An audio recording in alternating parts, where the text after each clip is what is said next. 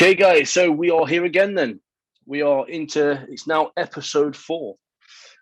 Today, it's the subject that we're working on is dealing with pressure and failure, which, we were just chatting briefly off air when we Scott about this. I think it's a very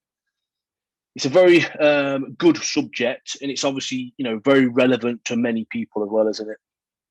Yeah, absolutely. I mean, it's a very obviously universal topic that applies to every facet of life, but then it's also especially in the context of our series, a very specific topic, looking at performance.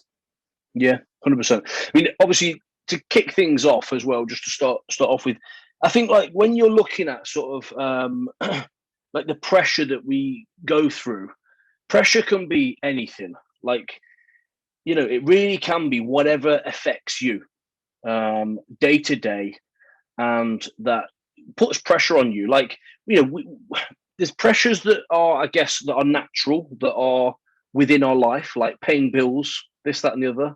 The simple things, yet they're always there. And yeah, I guess you could also ask yourself the question of why do you see them as pressure, because they're part of your life.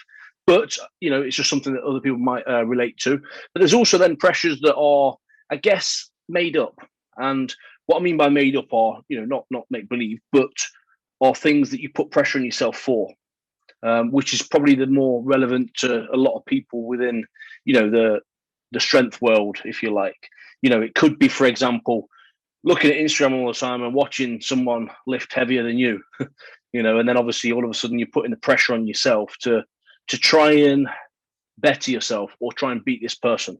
And I think we can all say that we've all done that at some point in our lives. Yeah, absolutely. Absolutely. If I could just hop in there, man. Yeah.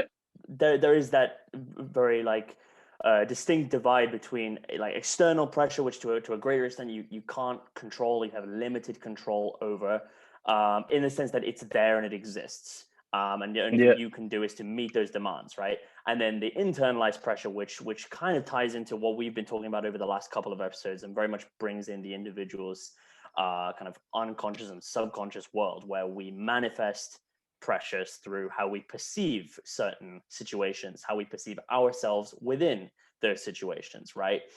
Using the example that you just described as social media, that's social pressure that modern culture and modern technology has kind of enforced and encroached on us over the years, where we feel inclined to kind of meet the demands of the environment on social media. We want to have the coolest car, we want to go to Dubai, we want to put our PRs up every 5 minutes, and we've seen tons of people become successful simply off of kind of meeting that demand, right? Showing what you can have or can do, and that creates a very intense kind of pressure cooker, really, on everyone who interacts with that kind of material on social media.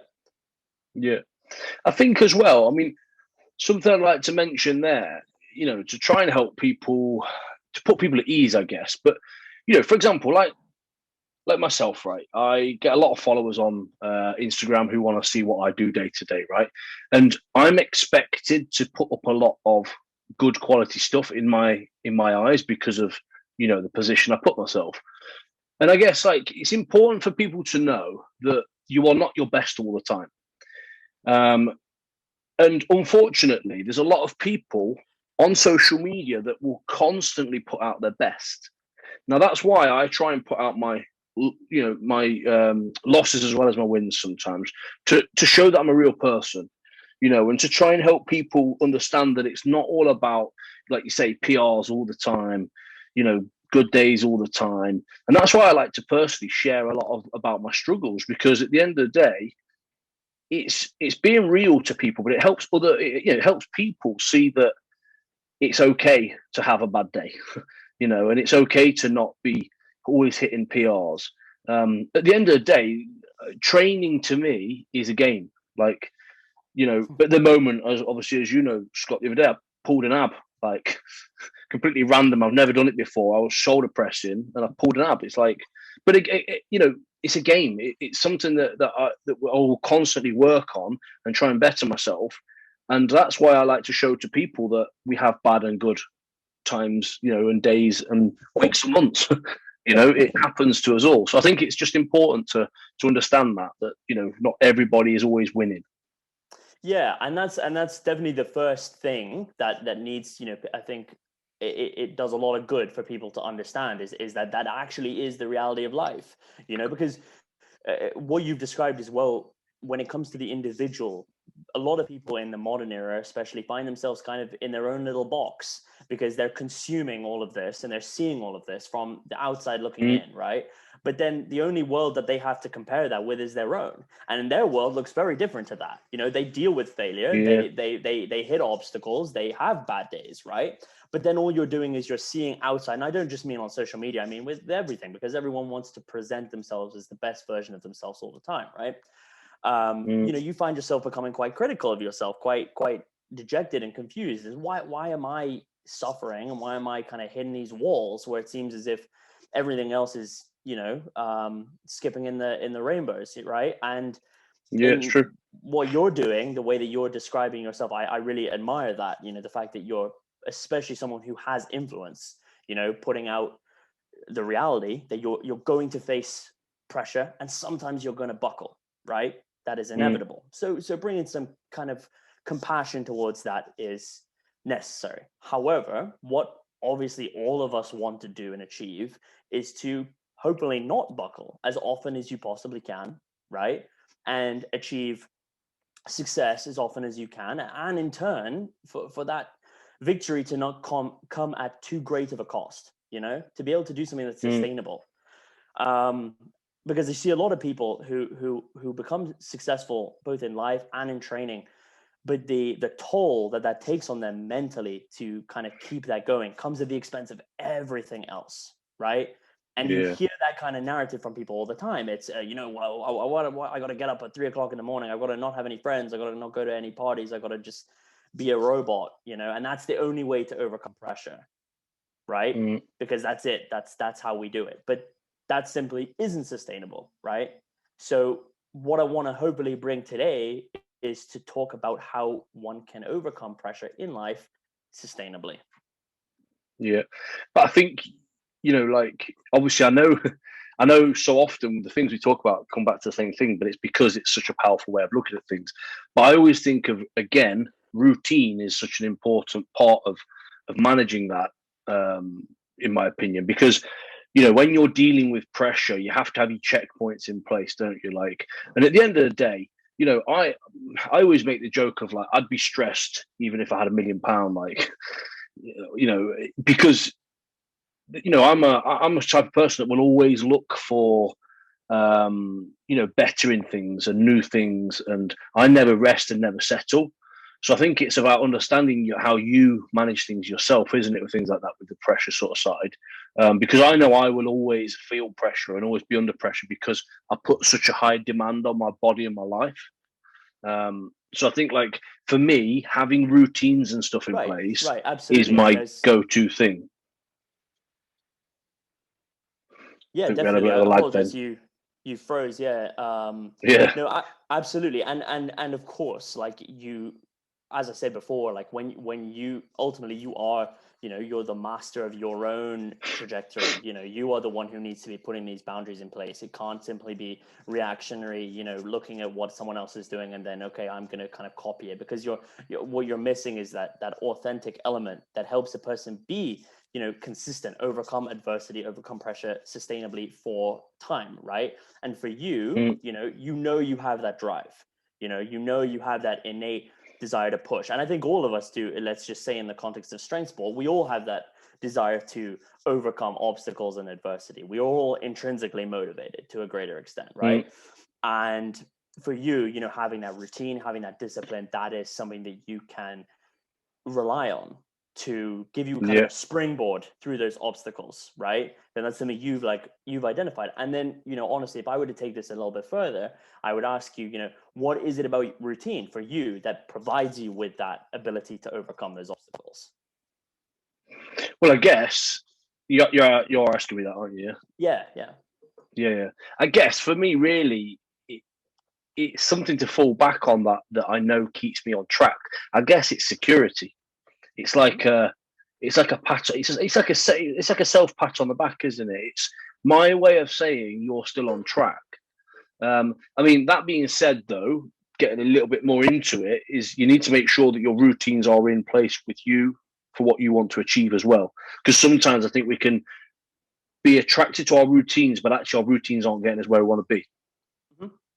Right. You know what I mean? So I think you got to make sure that you keep in check with your routines as well. Yeah, and that falls back on that idea of, you know, it being authentic to the kind of pace that you need to go at, right? And being conscious of the fact that, hey, maybe this is a comforting routine, and you mentioned security, but it perhaps this is a comfort, you know, a comfort blanket that is leading to a death sentence that's going to actually stagnate me in the long run. Similarly, when I mentioned earlier the kind of the opposite end of that, people who are so obsessed and so rigid that they deprive themselves of things that they actually do need to function effectively and to be happy, you know, like friends and family and sanity, you know, not just doing the same thing over and over again. And so, yeah, there's 100% a balance. And what that comes down to is recognizing what it is you need to be able to consistently perform. And this leads us back to kind of topics that we've touched on in the past as well, right? Yeah, definitely. As well, I think something I want to like sort of bring up here for people is like a few ways to manage when you feel like you're under pressure. Because as well as the sort of like the routines, but I think it's also important to make sure that you get downtime. Making sure you get downtime. I mean, I like to do some breathing routines and exercises. I like to have some time out where I go for a walk and listen to either music or a podcast, and I think things like that as well can just help you manage your pressure, manage your feeling of, without taking this off to a completely different route, but pressure leads on to anxiety eventually, doesn't it? And it's that whole, you got to try and stop that from happening. So, by putting things in place that are keeping you in check as such, like the walks and listening to motivational speeches, things like that. I think they're really, really powerful.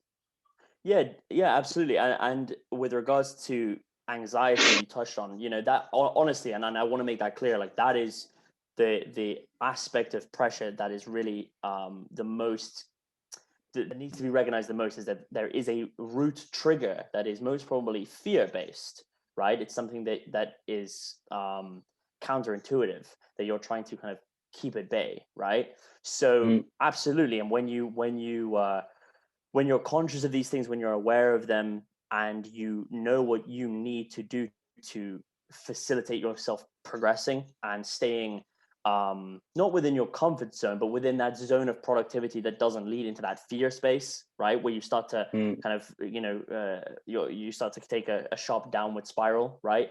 And honestly, if I could share, like that is something that I used to hear a lot with clients working in high competitive organizations, who are very stressed on a daily basis. They often use this word spiral, right? Like I know what I need to do, and I know why I need to do it, but I'm starting to now spiral. One habit becomes another, one negative behavior becomes another, and all of a sudden I can't do anything. And to help someone get out of that place is quite a lot of work for the individual. Like it's a lot of mental discipline and a lot of courage to get yourself out of that place. So realistically, you want to prevent yourself ever finding yourself there to begin with, right? Which is exactly what you're describing with this mitigating factor, like going on a walk, listening to this, breaking the chain a little bit, right? Yeah, no, agreed. And that again, like all falls into your routine stuff, doesn't it? So, for people listening, like and watching, try and have a few checkpoints for yourself throughout the day. Like I'm not a big reader. When I say I'm not a big reader, I'm not a fucking reader at all.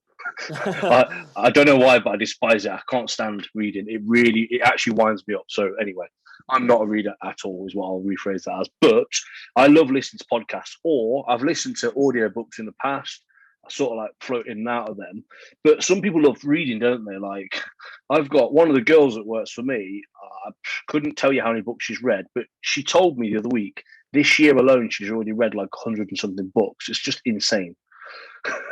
Like, do you know what I mean? Like, but again, like these are the little things, aren't they, that some people like to do? They like to read books, or they like to, I don't know, play music. If some people can play an instrument, whatever it is, again, all these different things are little checkpoints for you personally.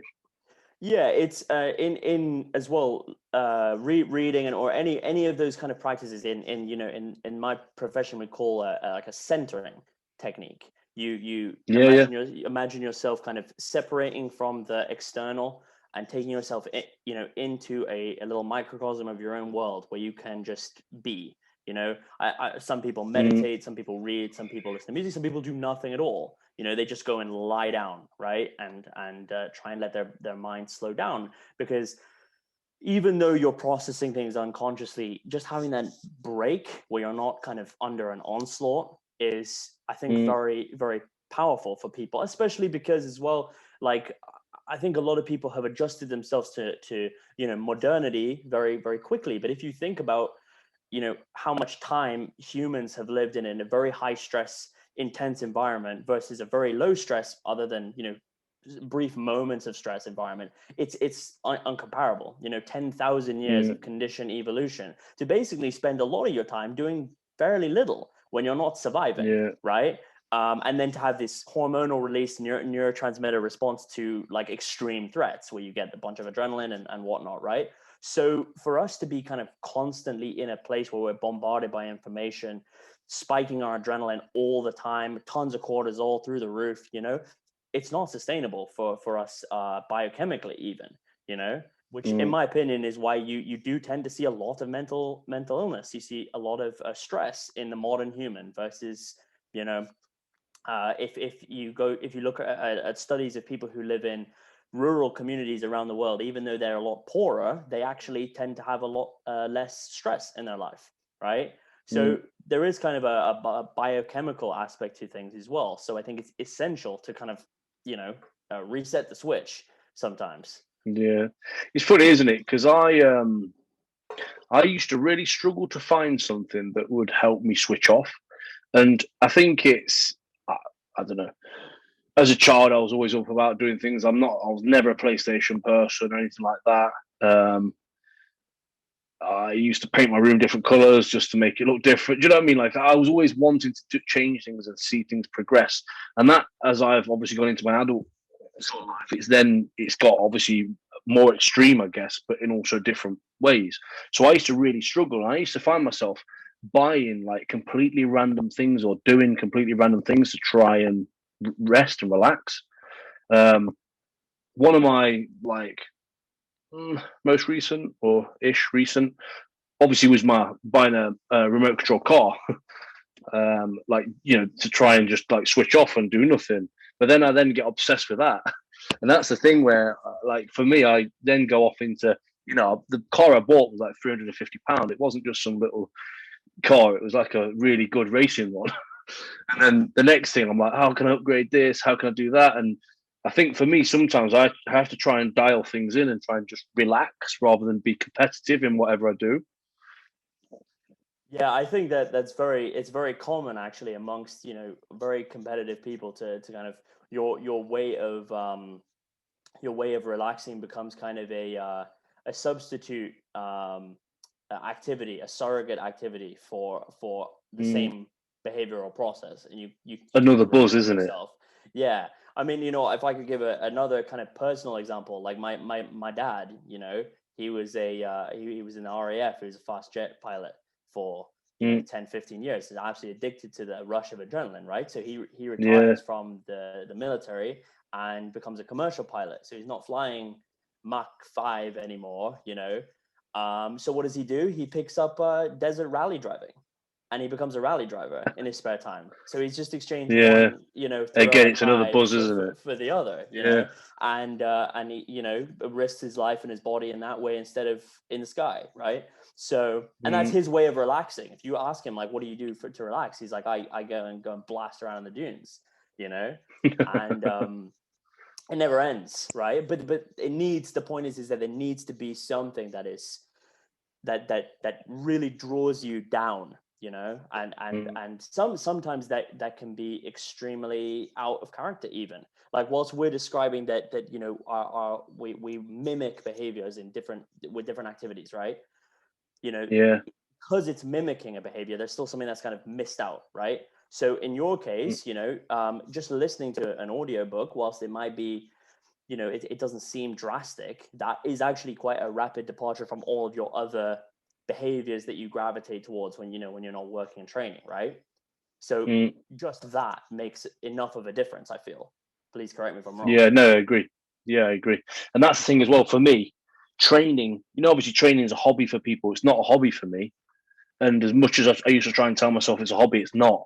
It's my job. It's my life. It's everything I do. So, like for for many people, I mean, obviously, for the general public that go to the gym, going to the gym is their getaway. To me, going to the gym, obviously, I own the gym, so I'm like looking at things to do. I'm thinking I can move that, I can move this, or I'm helping people. And that, again, that's where I'm like, I'm never switching off.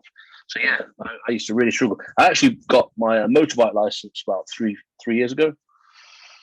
I ended up buying like 3 different bikes, going through 3 different bikes, then selling it, never getting one again. Again, it was just something I randomly did and got extreme, and then left it. Yeah, It's crazy. That's an interesting point actually about gyms and like being people's like disconnect places. And I'll be honest with you, very much so. I was the same. And it's interesting about the mindset of athletes and people who utilize the gym in that way, you know, to be highly competitive, which one would assume all people who compete at a high level like yourself do, right? And even just for myself, like even though I'm not at the level you are at, like I still view it in the same way. Like, you know, I'll tell you something. I always find my worst training session of the week is when I'm not busy, when I'm not working. I don't know, Okay. right? Like it's because it's not like the energy that I create to be effective in the gym is very similar to the energy that I create to be creative and effective at work, right?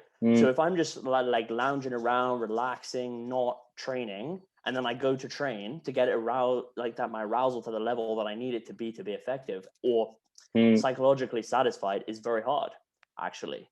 And it's as if your body's switching off, is it? yeah, like my nervous system doesn't fancy it as much, and it makes it much harder to get very fired up for that session. The only difference I would say is with things like competition. That's where the pressure switches on, and Yeah. I really don't want to be cluttered. And this goes for more than just lifting. You know, even when I played team sports, it was the same. Like I do not want to play a football match after a day of work or school. I want to be fresh, ready to rock and roll, so I can process the stress that I'm being put under. If you understand me. So it's a Yeah, win.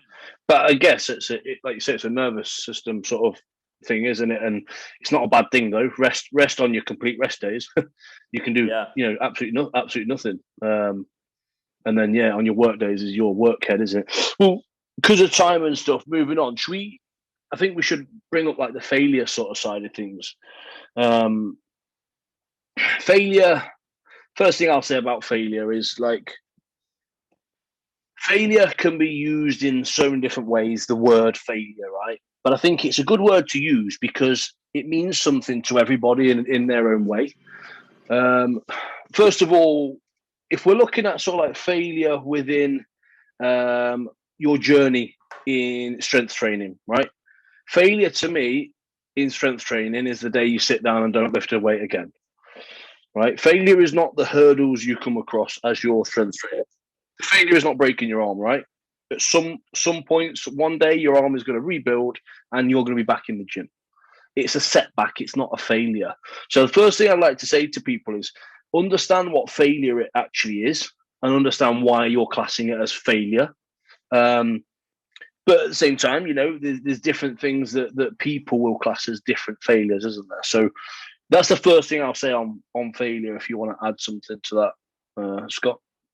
Yeah, for sure. So, I mean, we talked earlier about pressure, and we talked about about fear, and then the link there. And I genuinely believe, for the most part, failure and pressure are completely interlinked. When someone is anticipating or someone is buckling under pressure, that resounding fear is the fear of failure, the fear of not showing up, not being good enough, not being, strong enough, effective enough, whatever it might be, right? And then unfortunately, that in turn becomes a bit of a self-fulfilling prophecy, right? The more you fear the pressure, the more the pressure affects you, the more you end up fulfilling that prophecy. And then unfortunately, this is the way that fear tends to work, but we have that little voice in our unconscious that then becomes very loud and says, Steve, I told you, you weren't strong enough, right? And this is kind of something we talked about last episode. We get ourselves into these loops, right? And then what that then does is it creates limiting beliefs where you say, well, look at that, I failed before, I'm probably going to fail again, right? Or I underperform in competition because I underperformed before, and now I'm going to underperform every time, right? And then that's that voice that takes over when you compete. And it really is a cliche, and I don't want to say this in too harsh of a way, but in truth, I couldn't agree more with you, right?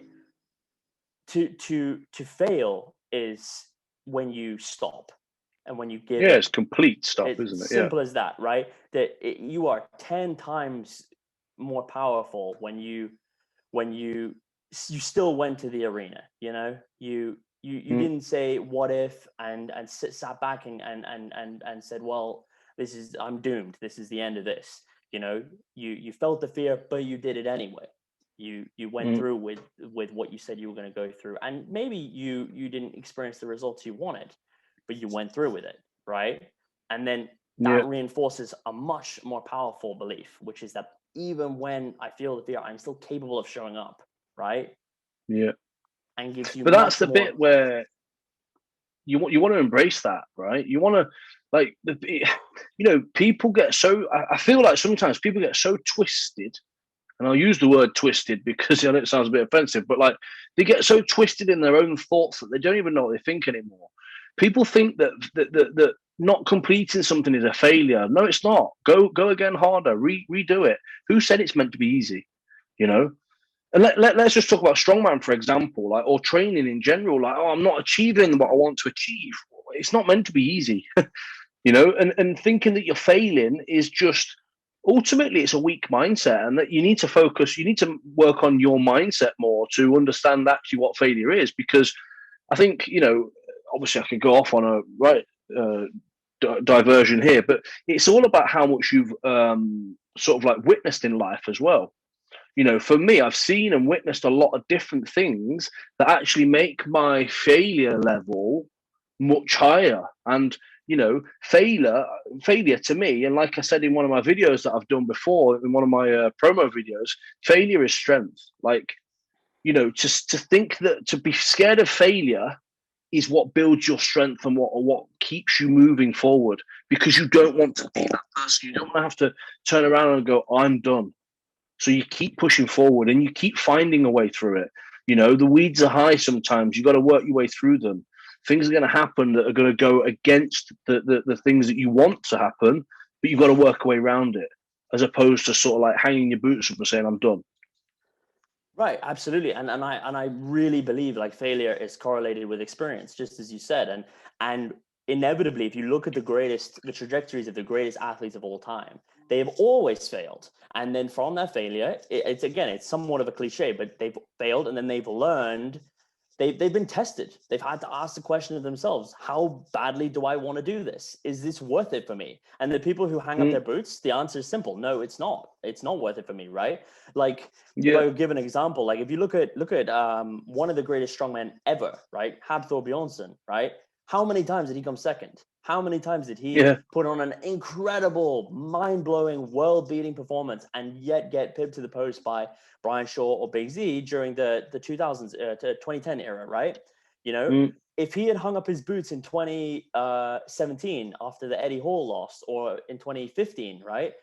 We would have never seen the Thor we saw in 2018 when he dominated and won every single competition in the entire year, right? Or the Thor we saw in 2019, or the Thor we saw in 2020. And now he has retired. He's gone out on his own terms, right? Without that failure, you would have never seen that athlete.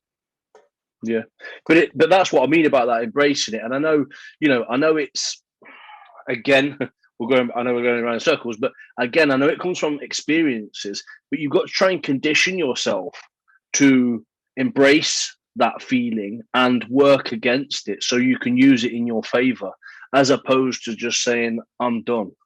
Because I think there's too often people will feel like they're again, it goes to the pressure and the failure, right? They're putting pressure on themselves to be something that they're trying to be too quick. So they're trying to, jump the levels too quick. They're probably looking at strongmen that are well above them because of experience. There might be, it could be, for example, someone that's the same age as you. When you're thinking, but he's my age, we've trained just as long, this, that, and the other, but actually they've got so many different levels of experience within strongman than you've got, or in life, or there could be anything. And this is the thing. So people are putting this pressure on themselves, thinking that they need to be this certain person and they need to be at this certain level, and then that's where they're then saying, I'm failing because I'm not at this point. So it's trying to understand the both, isn't it? Like, understand the pressure that you're putting on yourself and try and make it more realistic. Enjoy the game, enjoy the journey, and then when it comes to sort of like the failure side of things, you're never failing unless you hang your boots up and say you're done. But you know what? If someone does hang the boots up and say they're done, it doesn't mean they're a failure. It just means that they have decided that this isn't for them anymore. Yeah, exactly. So again, like, we could even turn that over and say, look, you reach this stage, it doesn't mean that you're a nobody. This person might go off and fucking, I don't know, be the world's best tiddlywink. Or, you know what I mean? Whatever it is, they just take a different route in life. Right, and then that in turn, I mean, I won't open that up too much, but that goes back to what we talked about last week, really, which is that when that person sits, and believe me, that kind of statement is very much this kind of disowned trauma, like, part of that individual, which is very critical and very judgmental of themselves, independently of strongman or whatever. That thing has become a catalyst, right? But that person, there is a part of that person that believes that they are a failure, right? And they do what they have done in their life to stave that off, right? And then they whatever happens in let's say strongman, they reach that point where they fall into that judgment and they call themselves a failure. And that's where we would open those doors to go back and say, well, why do you believe you're a failure, independently of strongman? Why is it even an expression you would have about yourself to begin with, right? And then we go back to the importance of that to the individual, right? But on the topic of bulletproofing your mindset, when we look at people who in sport who suffer failure, right? The most common port of call is, what did I eat? Did I sleep enough? What did I do with equipment? All that, and that's all relevant. They're all factors that play in, right? But what can be done is the exact same, but in the case of your mindset. What did you believe going into that competition? What was going through your mind?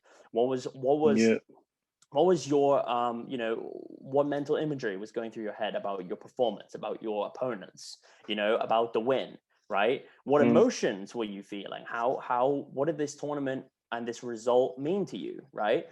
And that ties into something that I've talked about before, which is basically something I call the crucible concept, right? Which is for any individual, but in this case, athletes, one must undergo a true test, right? A crucible phase where they really meet their match. They really suffer, right?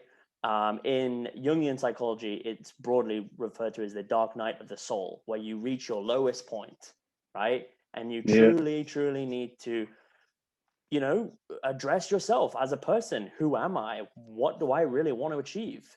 And then from there you build up. And I think we will touch on this a lot when we talk about injuries, right? Because that's probably the most prevalent for an athlete. Yeah, like the rehab sort of side of it, your mind. The trauma, yeah. And I truly believe on this topic of addressing pressure and fear of failure, that is something everyone has to experience. They have to experience that where they were truly tested, because only in those moments, A, do you get to make that imperative decision that you described. Do I hang up my boots or do I keep going? That's the baseline, right? And B, you learn why you made that decision. If you choose to carry on, why, right? And you really start to understand what this means to you. And when you're armed with that, you can take that into the next competition, the next arena, and you can deploy it in a way that makes you effective, right? Yeah, 100%. You can deal with what's happened and move forward effectively. Obviously, we've run over on time now, but I just want to very, very quickly say something that. So the next episode is managing pain. So obviously, I want to actually finish what I'm going to say here in that episode, because it sort of like carries over to it. But one of my failures that I hit that really homed in on me as a failure at the time was when I failed the under 90 world record deadlift, which was 3.6. It was 3.62, I think it was, but I went for 3.65.